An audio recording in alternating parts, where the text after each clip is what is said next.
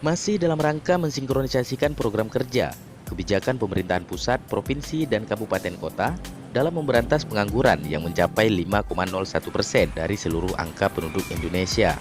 Balai Latihan Kerja Banda Aceh gelar rapat koordinasi perencanaan kerja Skill Development Center tahun 2020 yang dilaksanakan di kota Banda Aceh dan diikuti oleh Forum SDC Aceh Temiang, Aceh Barat Daya, dan Forum Komunikasi Lembaga Perindustrian Indonesia.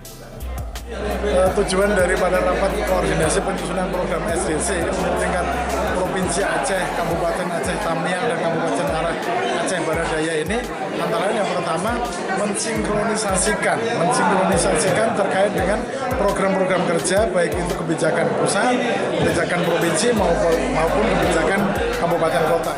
Dan yang lebih penting adalah terjadinya sinkronisasi kebijakan antara pusat, provinsi, dan daerah dalam mengurai angka pengangguran yang salah satunya ini menjadi tagline-nya Presiden terpilih Bapak Jokowi Ma'ruf Amin, yaitu salah satunya dalam rangka penyiapan SDM dalam rangka menyusun bonus demografi di tahun yang akan datang.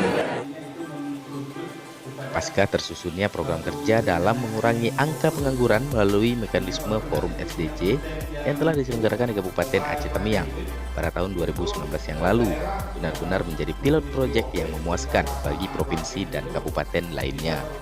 Memang pembelajaran tahun 2019 itu kita ambil sehingga nanti pelaksanaan di 2020 itu bisa lancar. Jadi alhamdulillah di SDC Aceh Tamiang itu sudah ada workplace, 4 pelatihan untuk bisa dilatih kawan-kawan tenaga kerja tadi. Kebetulan workplace-nya ini adalah di SMK. Ditambah lagi rapat koordinasi perencanaan kerja Skill Development Center tahun 2020 ini bertujuan untuk menjadikan sinkronisasi program kerja antar forum agar angka pengangguran yang ada bisa terkurangi secara sistematis, struktur, dan masif, serta mampu menciptakan SDM yang berkualitas. Dari Kota Banda Aceh, Reki Ilham melaporkan.